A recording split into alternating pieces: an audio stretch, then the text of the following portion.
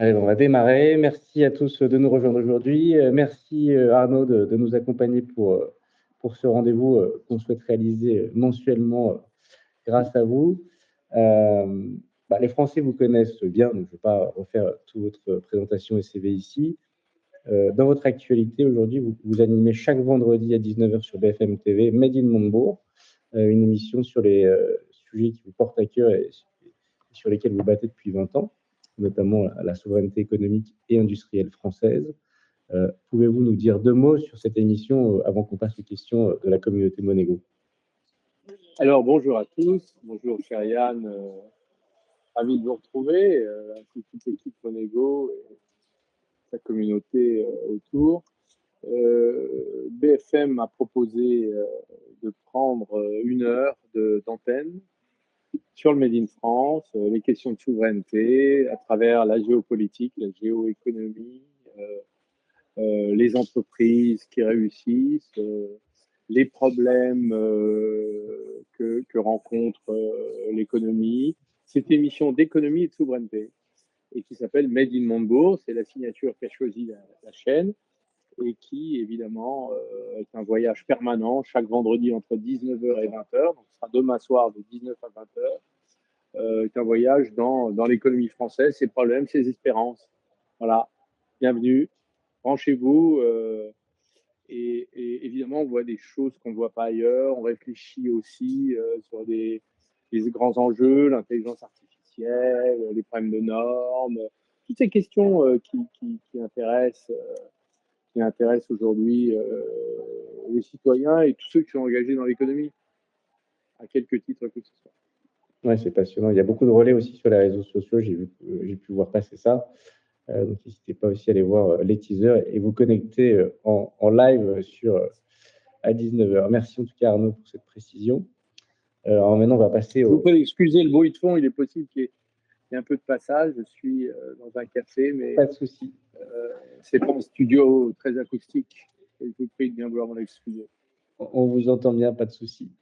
On va passer aux questions du coup de la communauté Monégo, donc dans un contexte de crise économique aujourd'hui qu'on répétait avec une pression accrue sur nos PME françaises. Pensez-vous que le modèle actuel, avec une logique de croissance permanente, reste soutenable aujourd'hui? Et surtout, comment préserver durablement le tissu de nos PME qui constitue le cœur de notre économie française? Ça, c'est une question de Séverine. Il est vrai que la question de la croissance, elle est aujourd'hui posée, puisqu'on est dans un monde aujourd'hui dont les ressources deviennent rares, et ce qui semblait être abondant et infini est devenu rare et fini.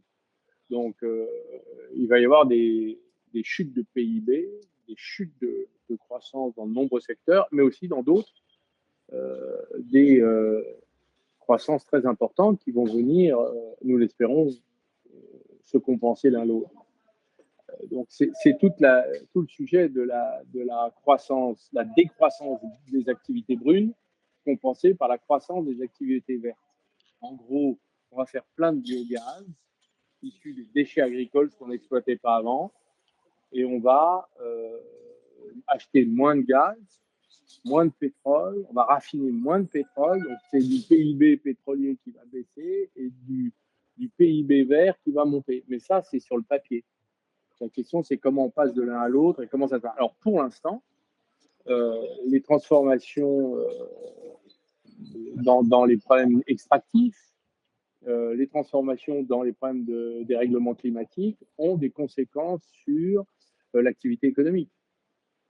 On peut imaginer que si on ne prend pas, on n'organise pas des politiques de souveraineté dans des domaines où nous sommes dépendants, nous allons vivre des chocs d'offres permanents. Et donc, nous allons vivre des chutes de croissance et des appauvrissements conséquents. Donc, c'est pourquoi la question de la souveraineté est revenue au premier plan, parce que l'indépendance est la clé de la survie dans le monde actuel, où les secousses à la fois géopolitiques et à la fois, j'allais dire, impérialistes, de puissances coloniales qui sont les États-Unis et la Chine, il va bien falloir à un moment, tant sur le terrain du numérique, le terrain des matériaux, des matières premières critiques, que des matières premières énergétiques, que nous soyons capables de nous décoloniser. Et c'est ça l'enjeu pour l'Europe, en gros, et particulièrement la France. Donc cet effort-là, c'est un effort national complet, difficile, coûteux et courageux. Et concrètement, du coup, quel est aujourd'hui le timing, la feuille de route qui peut rendre ça possible pour justement venir baisser la facture énergétique de tous nos outils productifs, de toutes nos PME aujourd'hui, et on voit que ça pèse vraiment Il y a des sur le solutions compte de concrètes résultat. qui existent. Il faut investir. Pour diminuer de 50% la facture énergétique, il faut installer 8 millions de véhicules électriques en France et être capable de construire 3 EPR ou qui vont avec, nucléaire. Bon, ça, c'est pas en 2038. Mais en même temps, le leasing social, aujourd'hui, il y a 100 000 véhicules sur le marché. Il en faudrait 8 millions pour diminuer par deux. Les Chinois l'ont fait. Ils ont planifié le remplacement des véhicules thermiques par des véhicules électriques, conformément aux règles habituelles du Parti communiste chinois. C'est-à-dire qu'en fait, ils ont dit, voilà, tous les véhicules thermiques vont devoir être abandonnés et vous êtes obligés de prendre les véhicules électriques. Alors, ils ont construit évidemment un modèle économique de masse qui fonctionne, mais c'est comme ça qu'ils ont réussi à se passer les importations pétrolières, la totalité des importations pétrolières de l'Arabie Saoudite. Quand vous regardez le gaz, parce que en fait, l'énergie, c'est pas que l'électricité, c'est aussi la chaleur. Vous avez deux volets hein, dans la dépendance énergétique de la France, et le volet qui est énergie électrique. Ça, nous savons le gérer parce qu'on a le nucléaire, qui est une énergie décarbonée, pilotable et abondante et peu chère. Et puis, vous avez la chaleur. La chaleur, c'est le pétrole et le gaz. Il y a 11 millions de chaudières à fioul et à gaz qu'il va falloir remplacer. Comment faire? Donc ça, alors on a mis des pompes à chaleur. Bon, c'est bien pour les particuliers, mais pour tous les grands réseaux de chaleur, on est en train de regarder, c'est ce que fait la programmation pluriannuelle énergétique, la géothermie, c'est-à-dire la recherche dans le sous-sol des calories. L'investissement est coûteux, mais après, l'énergie est gratuite. Donc, voilà des exemples concrets de mutation. Il y a plein de solutions. Après, c'est la mise en œuvre. Et du coup c'est sans la puissance publique qui met vraiment les moyens et qui, a priori, a plus trop d'argent en ce moment, on ne va pas y arriver. Alors, il n'y a pas de solution de marché pour l'ensemble de ces transformations. Il n'y a que des solutions étatiques. D'où la question du rétablissement des comptes publics qui nous permettent de retrouver des marges de manœuvre, parce qu'elles ne peuvent pas être absorbées par la charge d'intérêt de la dette en permanence. Donc, cette imprévoyance de nos dirigeants a pour conséquence qu'aujourd'hui, nous n'avons pas les moyens d'organiser la mutation. Donc, nous allons payer très cher la dépendance dans laquelle nous sommes restés au lieu d'avoir investi dans les outils de notre indépendance. Donc, on va payer cher cette transition, mais il faut l'impulser à un moment donné quand même. Sinon, on va rester coincé. Elle a commencé, mais elle est très modérée, elle est très petite, c'est anecdotique et homéopathique. Donc, okay. Merci en tout cas pour cette réponse. Deuxième question de M. Terck. Donc, on parle beaucoup de souveraineté économique, comme on l'a dit, mais en réalité, nos entreprises subissent une concurrence mondiale très agressive. Comment trouver un équilibre entre rester compétitif et protéger notre tissu industriel? On a des choix à faire. On peut être compétitif tout en soutenant des stratégies souveraines. Et ça, c'est parce que tous les autres pays cherchent à être souverains. Et donc, eux aussi ont des stratégies d'abstraction du prix mondial. La mondialisation, c'est le prix mondial. C'est-à-dire qu'on se fait sur le prix mondial. Mais vous savez, le prix des médicaments, qu'est-ce qui vaut mieux? Être en rupture au prix mondial ou avoir de l'approvisionnement au double du prix mondial? Tout le monde choisit. Donc, la compétitivité, c'est quelque chose de très relatif. D'abord parce que vous ne savez pas, en fait, quel sera le vrai prix. Parce que quand les dépendances ont pris le dessus, les prix vont s'envoler et le prix mondial vous permettra d'être compétitif. Donc, c'est pourquoi tout ça n'a pas tellement de sens. Il s'agit en fait finalement d'assurer le volume avant le prix. Et le prix, il trouvera son chemin, évidemment, en travaillant les questions. Alors, ça, c'est par exemple toutes les industries de souveraineté, hein, c'est-à-dire l'alimentation. On ne peut pas mettre l'agriculture sur le marché mondial parce que ça n'a aucun sens. On a besoin de se nourrir, quel qu'en soit le prix. Voilà, pour éviter les disettes, les famines, les difficultés humaines, tout simplement, de la vie. Il en est de même de l'énergie, il en est de même des produits de santé, il en est de même des produits de première nécessité, des sujets d'armement. Regardez le prix des armements. Est-ce que c'est compétitif? L'essentiel, c'est de les avoir. Donc, vous voyez qu'en vérité, quand on fait un raisonnement qui est un raisonnement de marché tempéré par les questions de souveraineté, on arrive à des choses tout à fait différentes. Alors, quand je préparais un petit peu ces questions avec la communauté,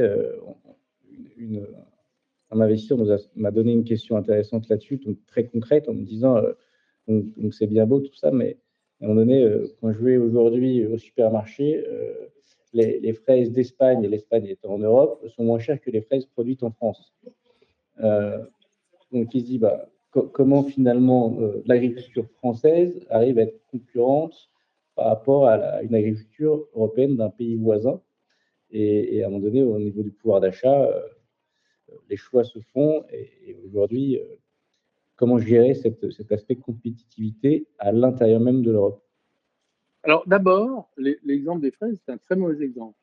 Parce que la France, avec la gariguette et toutes les variétés goûteuses que l'agriculture française était capable de sortir, elle a repris 60% de part de marché. Donc maintenant, on est redevenu... Compétitif. Non, on n'est pas Et par compétitif. la qualité. Mais non, non, mais voilà. Voilà, par la qualité. Parce que les fraises espagnoles sont dégueulasses et sont pleines de pesticides. Et tout le monde le sait. Voilà, c'est tout. Donc, vous les bouffez les fraises, vous les achetez moins cher, c'est dégueulasse. Vous achetez de la fraise française. D'abord, vous avez un goût. Vous en achetez moins, mais c'est meilleur. Et c'est bon pour la santé. Donc, c'est ça aussi. C'est ça une des clés. Moins consommer, mais mieux consommer. Bah voilà. Simplement, c'est ce qui se passe sur la viande. Hein. C'est ce qui se passe sur tout.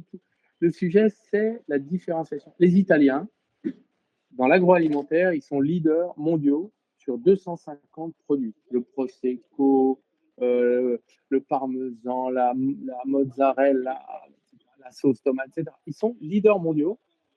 Ils ne regardent pas le prix, ils regardent l'identification. Et ils ont pris l'imaginaire des consommateurs. N'oubliez jamais ça.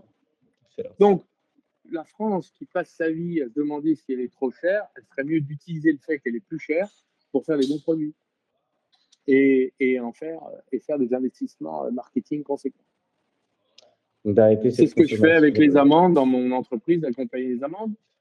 Nous, on est 3 fois plus cher que les USA. Tout le monde s'arrache nos amandes. Pourquoi? Parce qu'elles ont un goût extraordinaire. Je vous invite à les goûter. Compagniesamandes.fr. Vous serez livré en 24 heures parce qu'on a une plateforme logistique au centre de la France. Même si nos amandes sont des bergers du milieu de la France, on compte prendre 15-20% du marché, comme ça. Et on va refaire des arbres dans tout le sud de la France qui souffrent à cause de l'arrachage des vignobles. Donc j'entends qu'il y a une notion de pouvoir individuel que chaque Français a avec sa carte bleue quand il va faire ses courses. Donc de consommer moins, mais de consommer mieux. C'est pas accessible à tous, mais c'est un autre débat. Aujourd'hui, si on reprend un petit peu de hauteur par rapport à la France en général, quels sont aujourd'hui les verrous que vous voyez ou que vous pouvez constater quand vous êtes sur le terrain? Quels sont encore les verrous qui ne permettent pas de débloquer un petit peu ces situations? Il y a plusieurs chantiers à ouvrir. Le coût du modèle social, trop généreux, trop coûteux. Chômage, retraite, maladie, formation professionnelle, famille, sur les 5 risques, sur les 5 sujets, trop cher. Retraite trop cher, maladie, c'est pas contrôlé, chômage trop cher, formation professionnelle, gaspillage, et famille, à quoi ça sert? Bon. Donc on se pose toutes ces questions. Donc ça, il va falloir le faire un peu rétrécir. Il ne s'agit pas de le foutre par terre, comme proposent certains dirigeants politiques et responsables. Il s'agit de le corriger pour qu'il soit plus moins coûteux et plus tempérés et juste qui servent à ceux qui ont besoin. Voilà. Bon. Deux, le système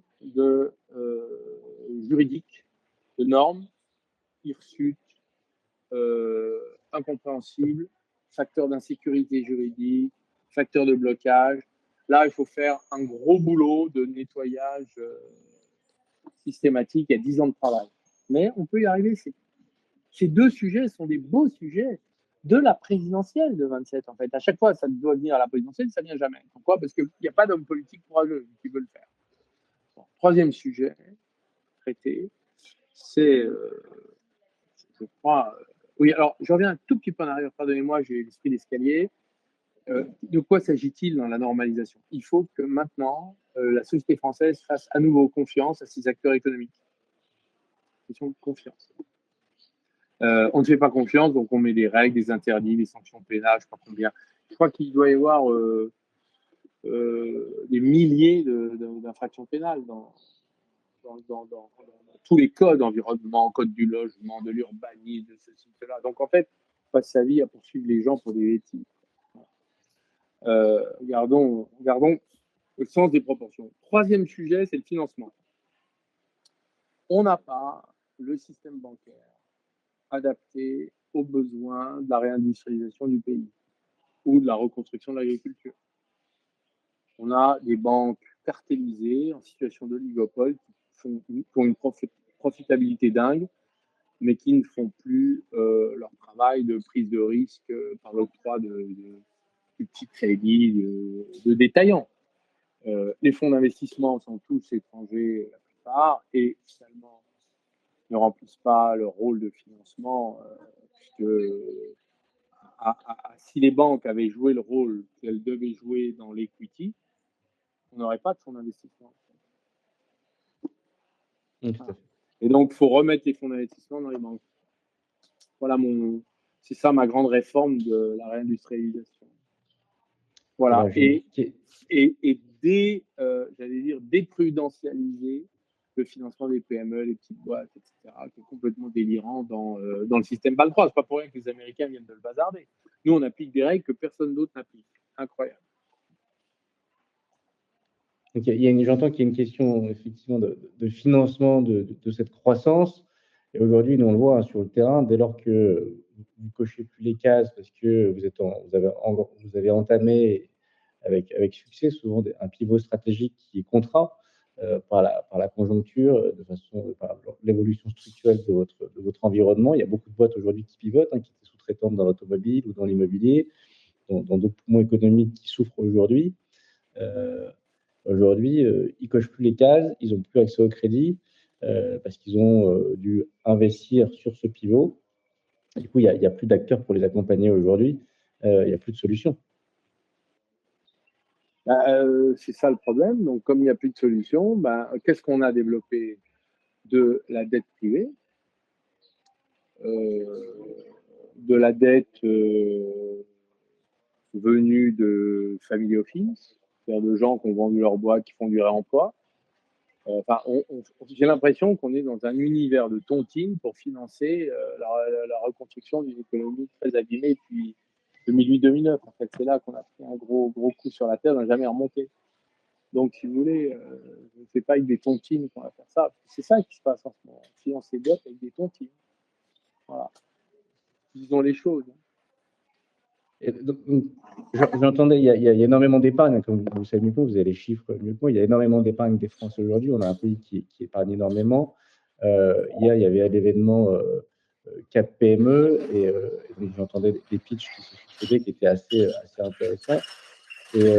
Et une des entrepreneurs évoquait ce manque d'éducation financière générale des Français pour connaître le fonctionnement d'une entreprise, comment investir dans une entreprise, qu'est-ce qu'on doit regarder quand on investit dans une entreprise. Et elle est sollicitée, justement, la question c'était qu'est-ce que vous demanderiez au prochain président ou pendant la campagne? Il y a un grand pacte national d'éducation financière de l'ensemble de nos concitoyens pour leur donner envie d'investir, avec en même temps une incitation fiscale, en tout cas c'est son idée, pour flécher l'argent des Français, en tout cas une partie de l'épargne, vers l'économie réelle, vers les PME des régions. Est-ce que ce genre d'initiative, est-ce que ce genre d'idée, pour vous, a du sens aujourd'hui? Alors, on a déjà les déductions fiscales pour l'assurance vie. Les collecteurs d'assurance vie collectent environ 60 milliards, 50-60 milliards par an. 60 milliards par an. Et ils ont en stock 2 à 3 000 milliards, plus selon les. Cet argent, c'est à quoi? À financer la tech américaine.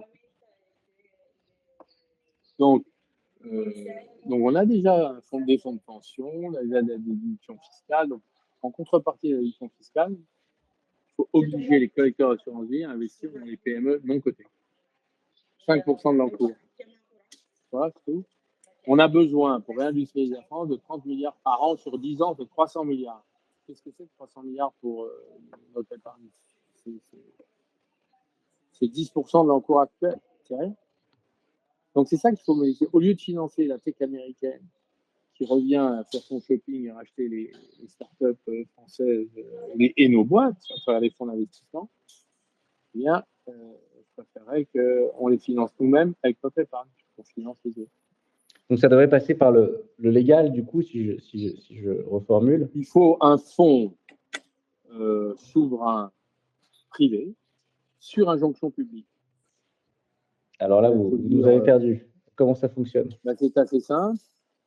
La loi dit les collecteurs d'assurance vie, alors l'affaire, Abeille, AXA, machin, Alliance, doivent abonder 5% de leurs encours dans un fonds souverain privé de leur choix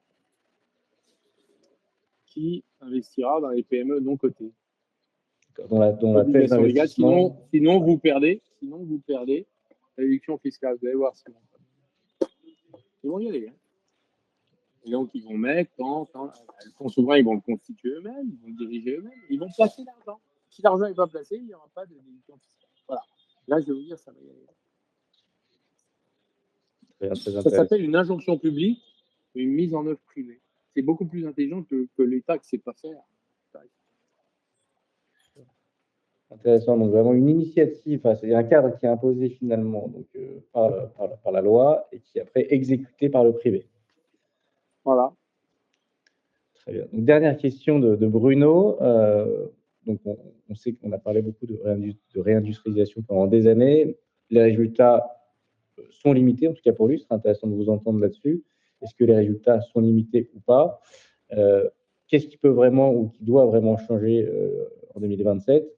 Et comment comptez-vous influer sur ces décisions politiques? Est-ce que c'est encore votre rôle ou pas d'ailleurs d'influencer sur des décisions non, moi je suis retiré de l'action publique, donc de l'action publique. Mais ça ne veut pas dire que je ne dis pas ce que je pense. C'est pour ça que j'ai pris cette émission, parce que ça me permet, vous voyez ce qu'on fait là, on essaie de convaincre en portant un message. Bon, ça c'est ce que je peux faire. Donner des idées, les porter, les répandre, évangéliser. Voilà. Ça, je peux faire. Il faut, je crois, prendre conscience que, on ne réindustrialisera pas si on ne défend pas notre outil productif qui est très abîmé, très attaqué aujourd'hui. Donc, c'est les mesures de protection. Donc, ça, c'est le volet manquant de l'action gouvernementale à faire. Il faut aussi retourner les boîtes qui ne vont pas bien. Or, il n'y a pas de système de retournement en France digne de ce nom. La BPI a failli de ce point de vue-là, mais enfin, elle a toujours dit qu'elle ne voulait pas s'en occuper. C'est moi qui l'ai créé, la BPI, c'est quelque chose. Hein. Mais donc là, on est défaillant, et donc c'est là qu'il faudrait qu'on corrige. Donc il y a du travail, mais on peut le faire. C'est pas très compliqué. Je rassure votre ami Bruno. Merci. Merci beaucoup d'avoir pris ce temps-là avec nous. On essaiera de faire de tenir mensuellement ce rendez-vous. Et malgré votre agenda contraint, merci d'avoir trouvé le temps et l'espace pour nous rejoindre aujourd'hui. Et je vous dis rendez-vous au mois prochain. Merci à vous. Merci beaucoup. Merci Arnaud. Merci, au revoir. Au revoir.